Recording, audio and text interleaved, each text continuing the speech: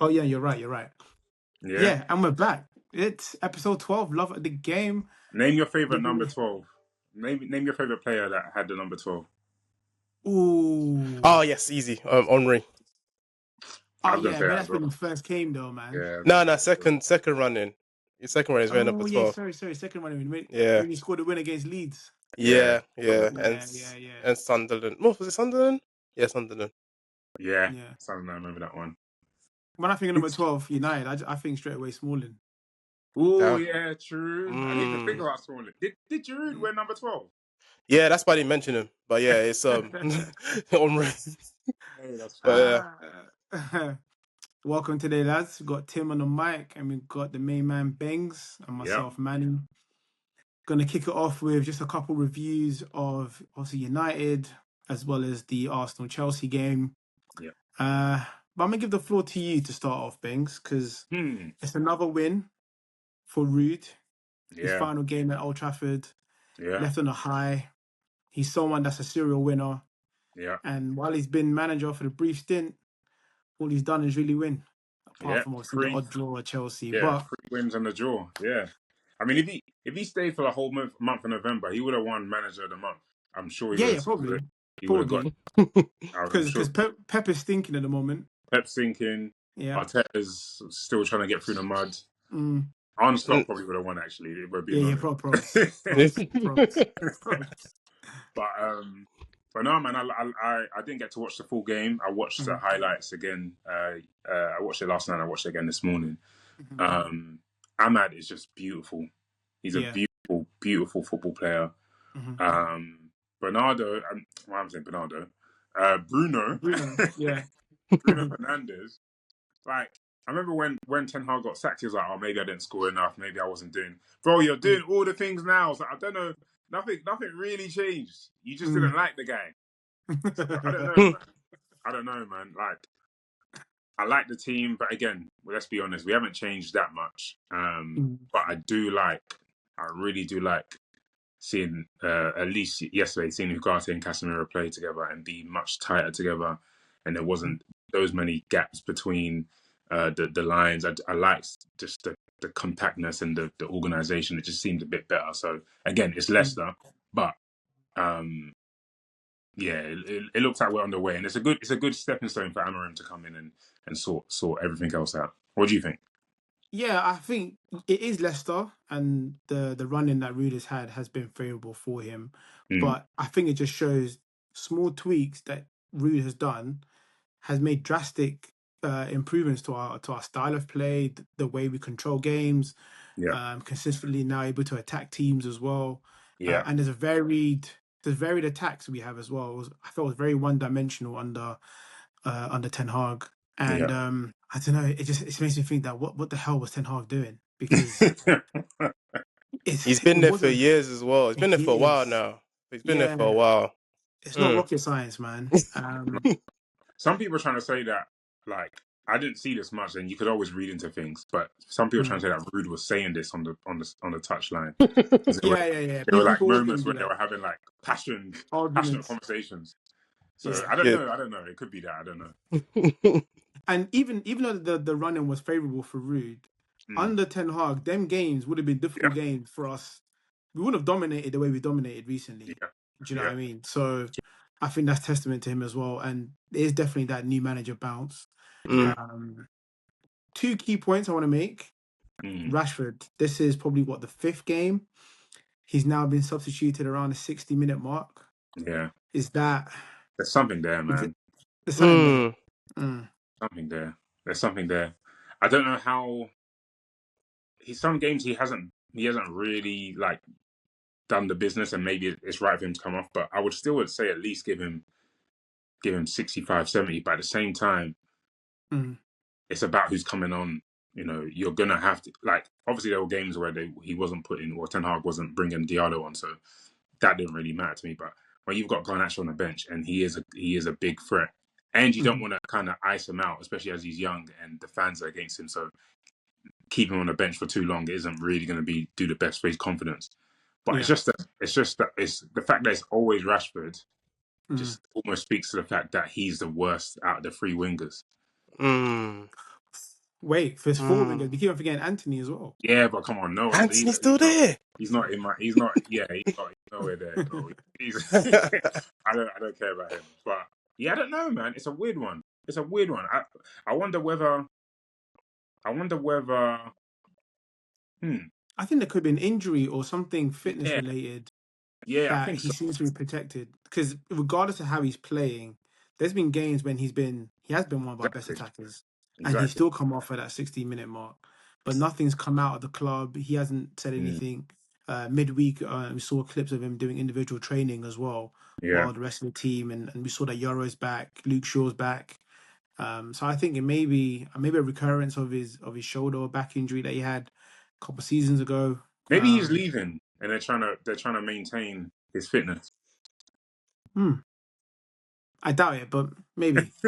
Or maybe this is what he is.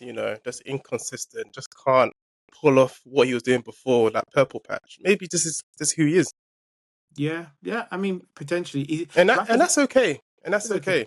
Yeah. And that's okay. He's not the first 27-year-old who's had a deep decline, especially due to like physicality, from playing football from such a young age. You've seen over a lot of players in the past, but he has tried to change his game a bit, try to be more of a creator than that lethal on the shoulder direct runner. When he now dribbles the ball, it's not as close control. It's not as powerful. It's he's a good dribbler, bro. No, I just think as in that's what he's known for, isn't it? Yeah. So it'd be interesting to see if he picks it up again. Ronaldo adapted, Rooney adapted. You adapt, bro. Yeah, true. Yeah, the best player. It didn't work out well for them at the end. But do you now think that Ahmad has cemented himself as our number one right winger? Yes and no. Like he's doing a lot of the right things, and his decision making is actually really good. That's the one thing that I think is key for him. Is like he makes the right decisions more often than not.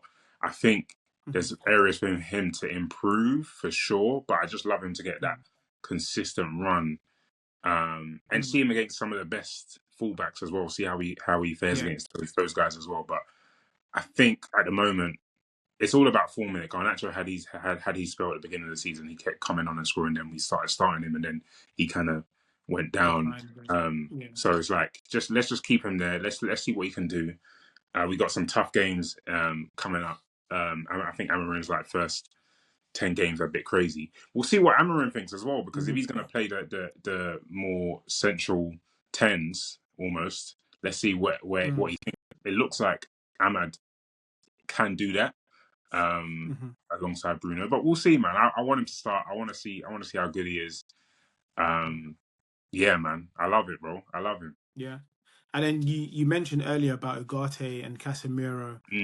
I thought that was probably his best game for us so far, Ugarte. And the stat was he made the most tackles in, I think, potentially Premier League. Yeah, recent history.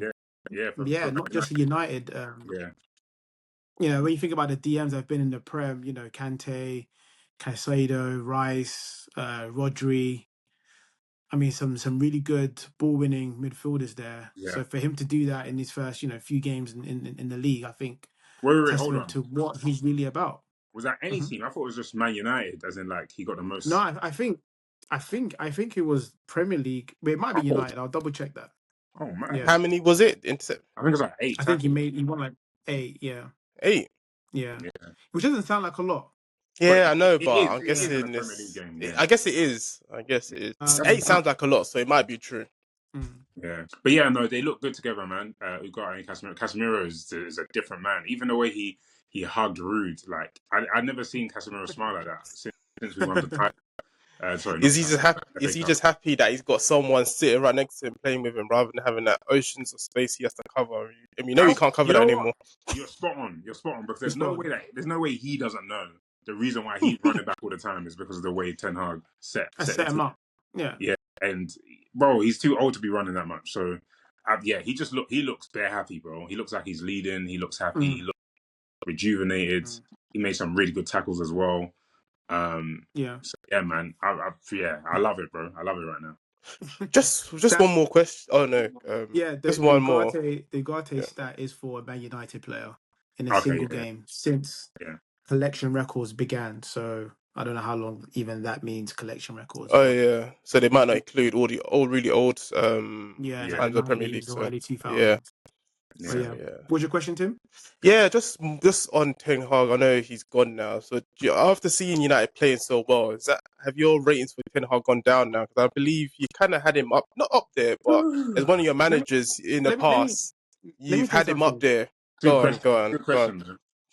It's a good question. However, when you break up with your ex and you get a new girl, you don't spend the first parts of the relationship talking about your ex. That's gonna get into muddy waters. Oh, Okay, okay, you okay. know, during the time we had Ten Hag, it was good times, Mm, up and down, like most relationships.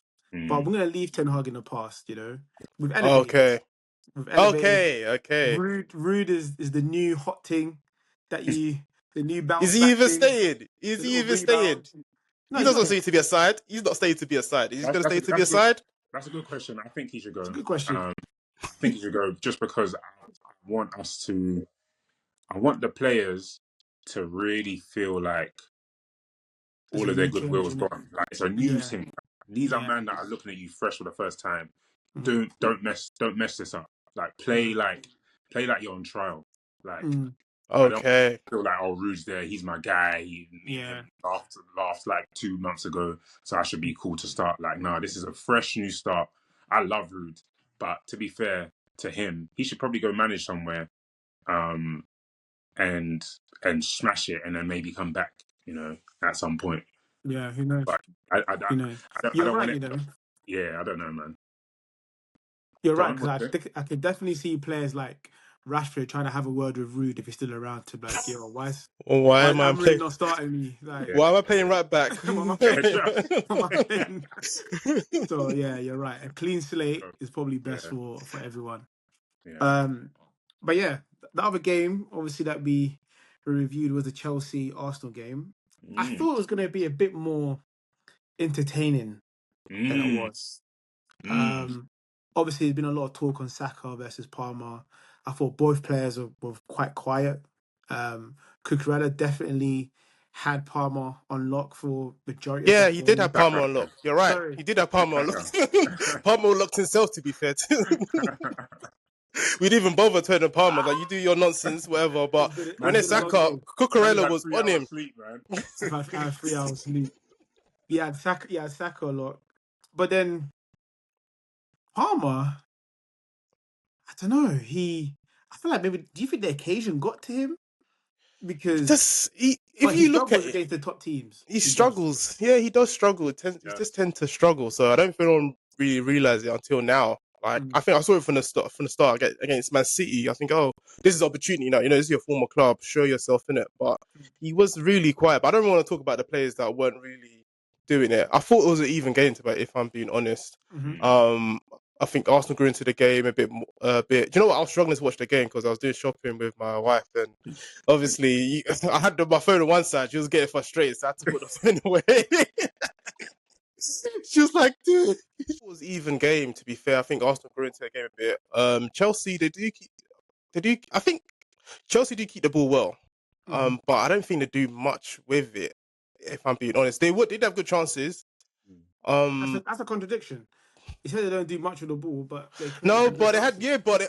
everyone's gonna get chances. But I remember only had like two good chances. I think Mm-hmm. Christo had a chance, then Yeah, Fafana had a chance. yeah, But I'm just saying they kept the ball, so there's still two things can exist. true, Two things can exist. 'Cause, true, like for true. instance, Arsenal, I think we kept the ball quite well, but we didn't really create that many chances ourselves. If I'm being honest, Mm-hmm. okay, a few offside ones, but I didn't feel like we were gonna definitely score until the very end when we tried to throw everything at it. Mm-hmm. I think one clear thing you can see now, we're a lot better when we have Odegaard. So when Odegaard's fully fit, Yeah. we'll be. Well, I think we'll be still. We'll look more dangerous. Mm. I must say.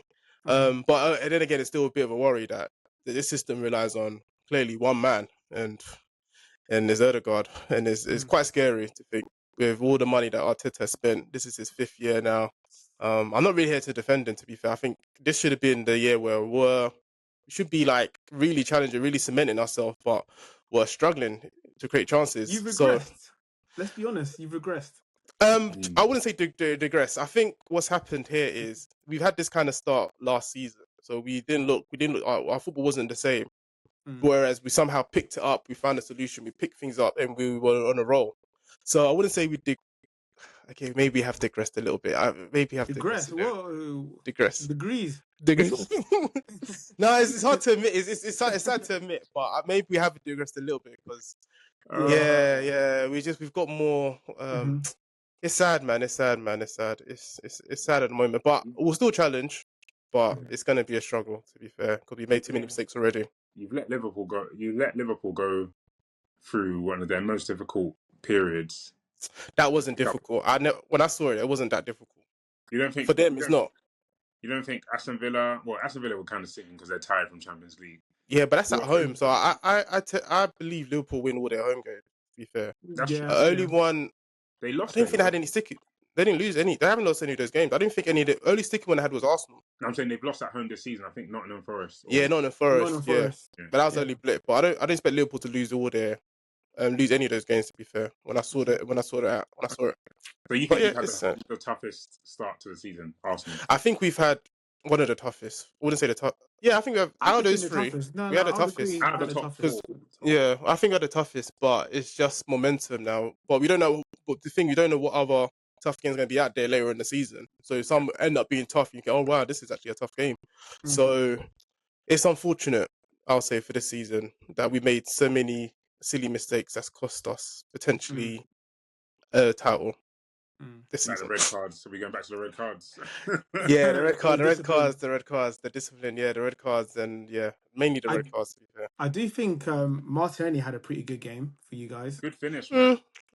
Good finish, but goalkeeper should have saved it. But he's good goal for him. Good goal for him. Let's see what he does in the rest. I haven't forgotten what he's done previously during the season. Harsh, man. I'm gonna be honest. I know I'm harsh, but I don't want to be like, oh, he's done well, he's done this and that, and the other week he's struggling. Like, if he keeps this up, it will be good. But I'm just being honest, man. I'm just being honest as I see it. Like, he was okay, he was good, good game, but he's not really consistent, anyways.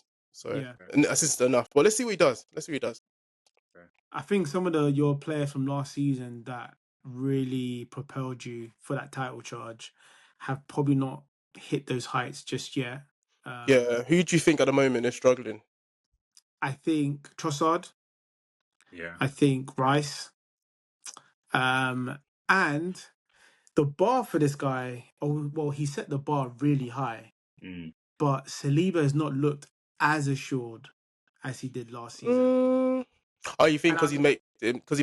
Okay, go on. Okay, continue. Yeah, I'm not saying I'm taking out the red card because that can happen to most defenders, and it was a borderline, sending off anyway. But I've just seen that he seems to lose. He's lost his marker a bit more times. He's not as I don't know, his reading of the game has not been as on point. Like, Saliba's obviously world-class. Well, world-class form. Let me not say he's world-class just yet. He's shown that in the past probably 18 months.